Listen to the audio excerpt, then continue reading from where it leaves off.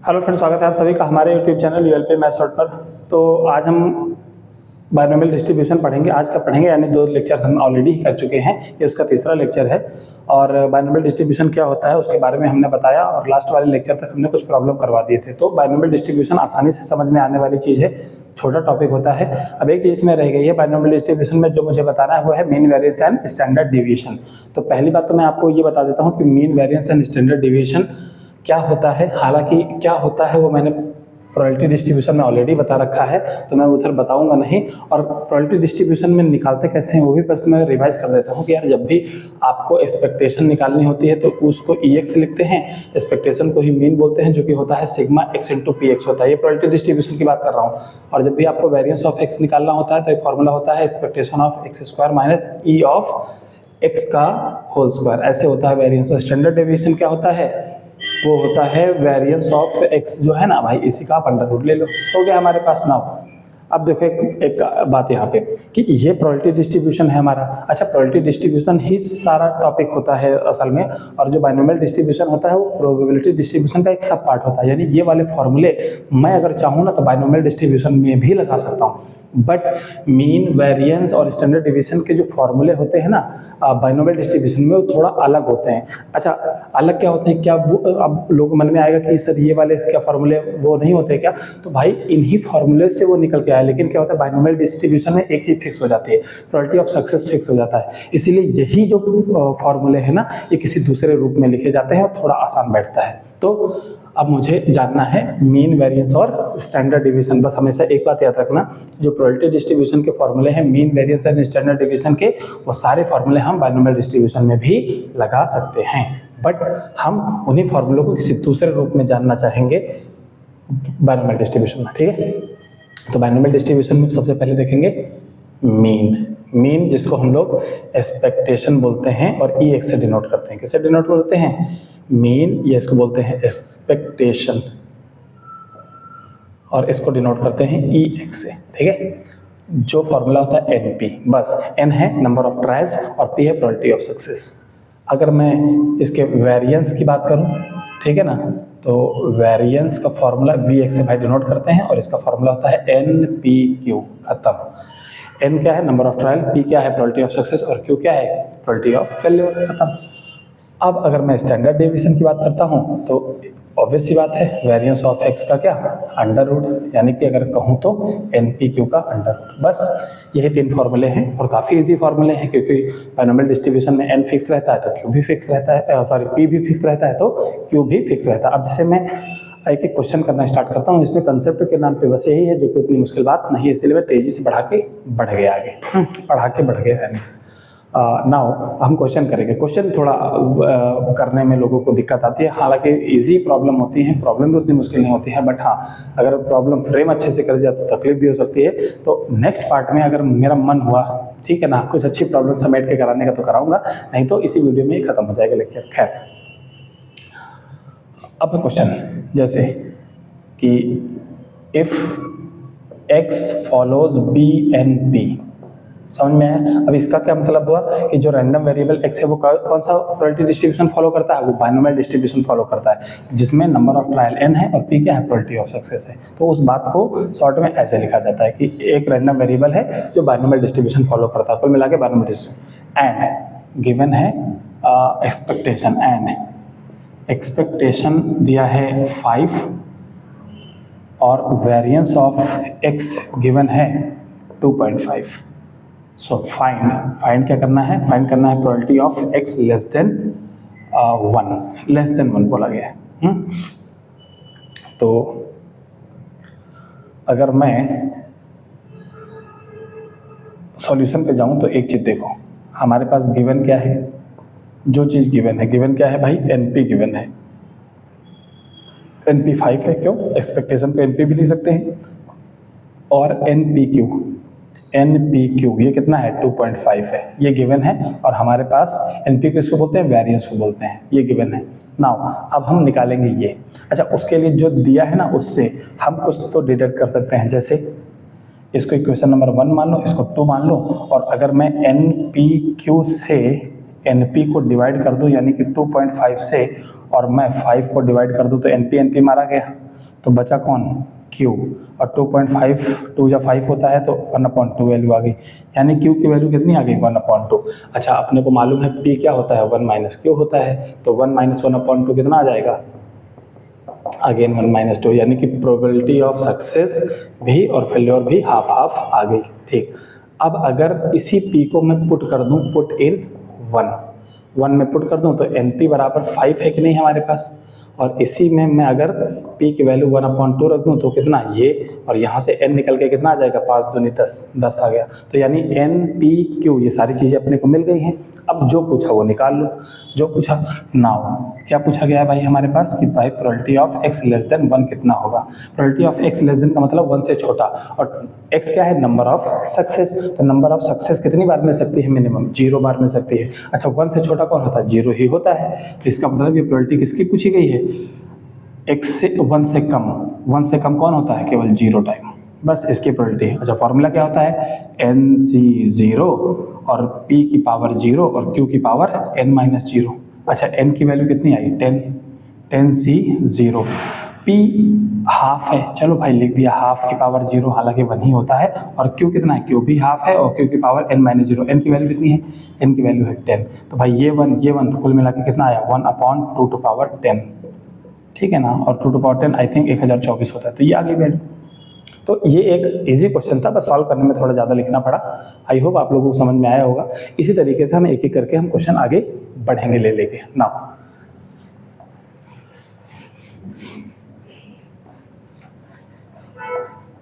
अब next question लेते हैं।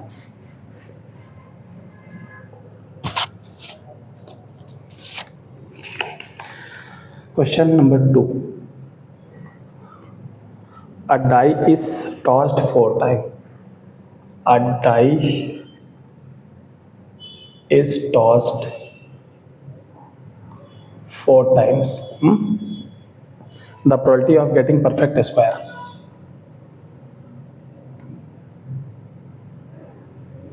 The probability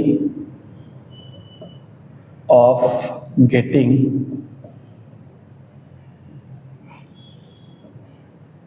perfect square in at least one throw, in at least one throw is ...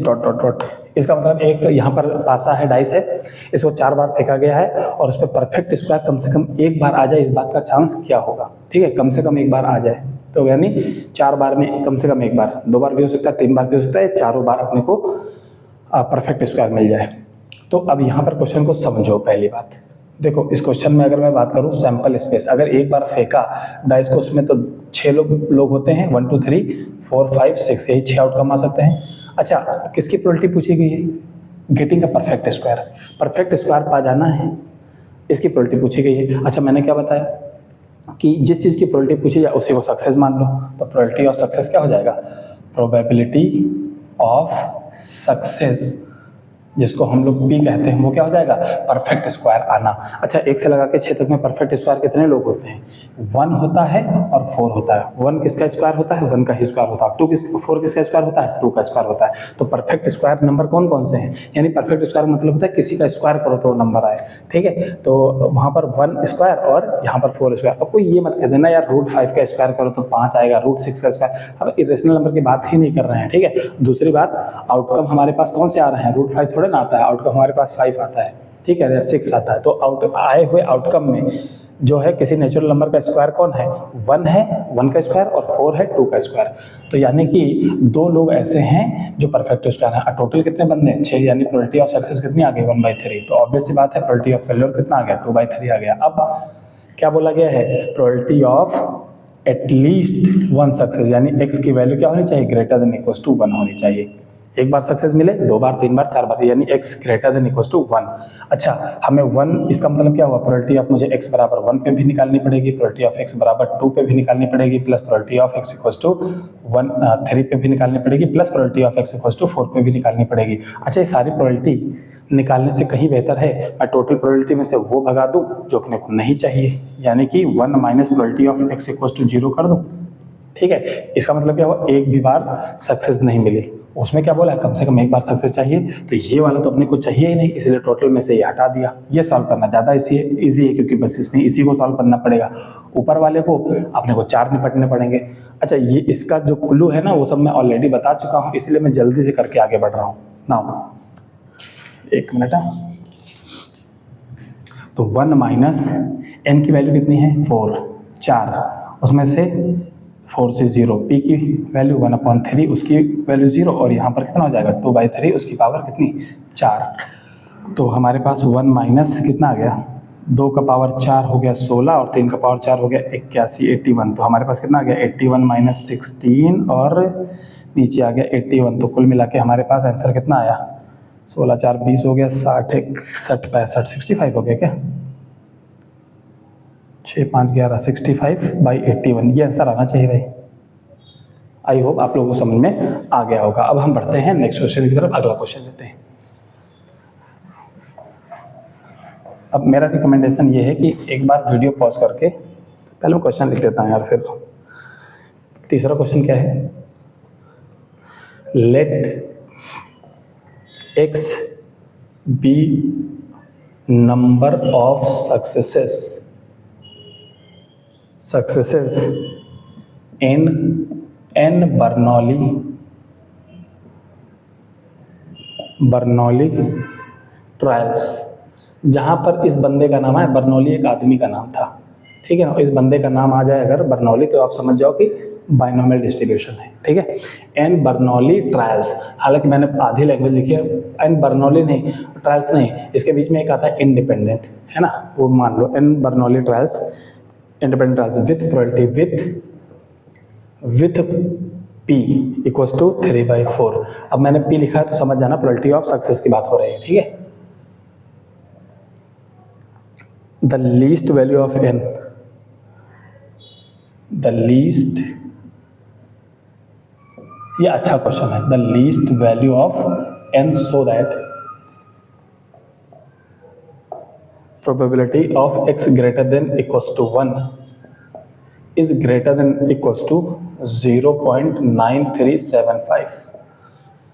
अच्छा, तो इसमें क्या बोला गया है कि अगर हमारे पास x number of success denote करता है तो एक से ज़्यादा बार सक्सेस आने की प्रोबेबिलिटी 0.9375 से ज़्यादा होगी। ऐसा कितनी बार मैं उस ट्रायल को करूं कि एक बार से ज़्यादा सक्सेस मिलने की संभावना इससे ज़्यादा हो जाए। फिर से सुनो क्वेश्चन को, क्या बोला है कि ऐसे में कितने ट्रायल करूं कि एक से ज़्यादा बार सक्सेस मिलने की जो प्रोबेबिलिटी है वो इससे ज़्यादा हो जाए।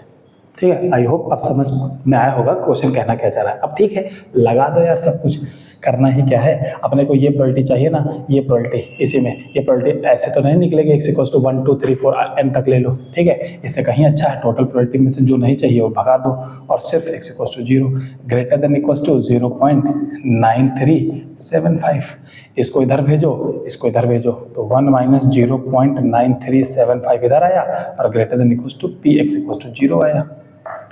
ठीक है, अच्छा इसको मैं पहले लिख दूं, अगर इसको पहले लिख दूं p x इक्वल्स टू 0 हो गया तो ये ग्रेटर देन इक्वल्स टू का साइन इसकी तरफ पलट गया। हाँ भाई, इसकी चोंच तो इधर ही रहेगी ना, अगर ये इससे बड़ा है तो ये इससे छोटा है, भाई पलट दिया तो भी। अच्छा, कुल मिला के 1 में से अगर ये घटा, अगर 1 में से ये घट गया ना तो इसकी वैल्यू आएगी 0.025।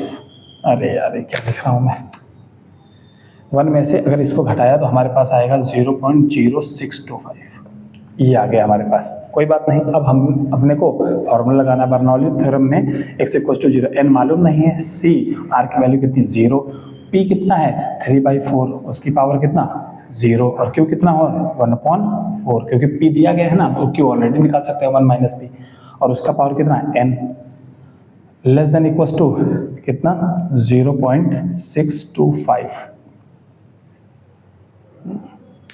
मैंने कोई गड़बड़ तो नहीं करी है, आई थिंक नो, ये हो गया। फिर हमारे पास कितना आया 1/4 की पावर n। अगर मैं चाहूँ तो, अरे यार ये फिर गड़बड़ हो गया 0.625, अगर मैं चाहूँ तो इसको ऐसे लिख सकता हूँ 0.25 का होल स्क्वायर, बिल्कुल लिख सकता हूँ, 0.25 का होल स्क्वायर करोगे इतना ही आएगा। ऐसा लिखते ही अपने को इधर आइडिया आया कि 1/4 को भी तो मैं 0.25 लिख सकता हूँ कि नहीं सकता हूँ, 0.25 उसकी पावर n, और यहाँ पर कितना है 0.25 उसकी पावर n। अगर बेस सेम है तो पावर को हम कंपेयर कर सकते हैं, तो n की वैल्यू जो मिलनी चाहिए वो क्या मिलेगी, 2 मिलेगी। बस यही पूछा गया है कि कम से कम कितनी बार ट्रायल करूं, तो कम से कम आपको 2 बार ट्रायल करने ही पड़ेंगे, ठीक है ना, मिनिमम ट्रायल तो है, या उससे ज़्यादा बार करोगे तो प्रोबेबिलिटी से बड़ी ही आएगी। तो n की वैल्यू निकाला, n की वैल्यू 2, ये पूछा जाता है मल्टीपल चॉइस टाइप के क्वेश्चन में। तो आई होप समझ में आ गया होगा। अब बढ़ते हैं नेक्स्ट क्वेश्चन की तरफ।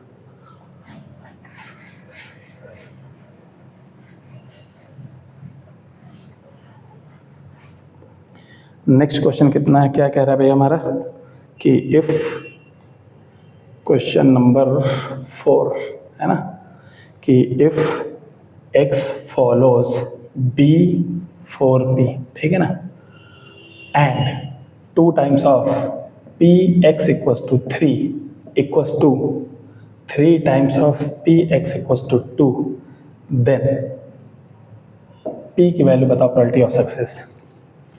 अच्छा, आप लोगों को एक बात याद होगी, फिर भी मैं बता दूं कि यार NCX और बराबर NCY, अगर ये दो बराबर है ना, दो बाइनोमियल कोफिशिएंट, तो पक्की बात है इन दोनों का सम x प्लस वाई बराबर क्या, n के बराबर रहा होगा। यानी ऐसा जब भी हो कि इन दोनों का सम ऊपर वाले के बराबर हो जाए तो वो टर्म बराबर होते हैं। जैसे 10C7 और 10C3, तो 7 3 10 ऊपर वाले के बराबर है तो ये दोनों बराबर होंगे। मैं 8C2 और फिर 8C6 की बात करूं तो ये बराबर होंगे, 6 2 8, इसीलिए दोनों बराबर होंगे। तो आई होप बात समझ में आ गई होगी।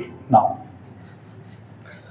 अब इसमें क्या पूछा गया है कि अच्छा, आपको सॉल्यूशन में अगर मैं लिखने को बोलूँ तो एक बात तो हमारे पास ये इन्फॉर्मेशन गिवन है, बहुत अच्छी बात है, पी पूछा गया है। अच्छा, पी के तो गिवन भी नहीं है, लेकिन एक चीज़ गिवन है, नंबर ऑफ ट्रायल्स गिवन है। कैसे? क्योंकि बाइनोमियल डिस्ट्रीब्यूशन का ऐसे लिखने का स्टैंडर्ड तरीका क्या होता है, बी एन पी होता है कि नहीं होता है। अच्छा, एन के जगह पे कौन दिया गया, 4 दिया गया, इसका मतलब एन की वैल्यू कितनी हो गई, 4, ठीक है, ओके। अच्छा, ये जो कंडीशन और क्या गिवन है, गिवन है भाई मेरे कि 2 times of p x equals to 3 किसके बराबर है, वो है 3 times of p x equals to 2। यानी कि 3 बार सक्सेस मिले इसका 2 गुना, वो जो है बराबर होता है किसके, 2 बार सक्सेस मिले उसके 3 गुने के बराबर होता है, ठीक है ना। नई बात पकड़ में आई तो सीधे यही एक्सप्रेशन को रख लो बस। अब लगाते हैं 2 टाइम्स ऑफ NC3, क्योंकि R की वैल्यू 3 दे रखी है, P3 और Q स्क्वायर ऐसे मिलेगा कि नहीं मिलेगा, बराबर 3 NC2 और P स्क्वायर Q ऐसे हो जाएगा। अच्छा, n की वैल्यू कितनी है भाई, n की वैल्यू है 4, n की वैल्यू 4 है। मैंने कुछ गड़बड़ लिख दिया क्या, BNP 3 और 2, चलो निपटते हैं। n की वैल्यू 4 है, 2 टाइम्स ऑफ, अच्छा 4C3 की वैल्यू कितनी है, 4। अच्छा, एक काम करता हूँ, P स्क्वायर से P क्यूब मरा तो एक कौन बचा, P। अच्छा, Q स्क्वायर से Q क्यूब गया तो इधर एक Q बचेगा, ठीक है, ऐसे। अच्छा, इधर 3 है और 4C2 की वैल्यू कितनी होती है, 4C2 की वैल्यू होती है 4, 3 12 को 2 से डिवाइड करा तो हमारे पास आ गया 6, ये। और P स्क्वायर तो निपट गया, सिर्फ एक Q बचा। तो कुल मिला के मैं चाहूँ तो इसको भी तोड़ के लिख सकता हूँ, 2 3 जा 6। नाउ 4P बराबर 9Q, तो 4P बराबर 9, Q की वैल्यू क्या, 1 माइनस P भी लिख सकते हो कि नहीं सकते हो, बस हो गया आंसर। अब आगे P की वैल्यू पूछी गई है, तो 4P बराबर 9 माइनस 9P, और ये उधर आ जाएगा। तो 9 में 4P अगर जुड़ गया तो 13P आ गया, बराबर कितना, 9।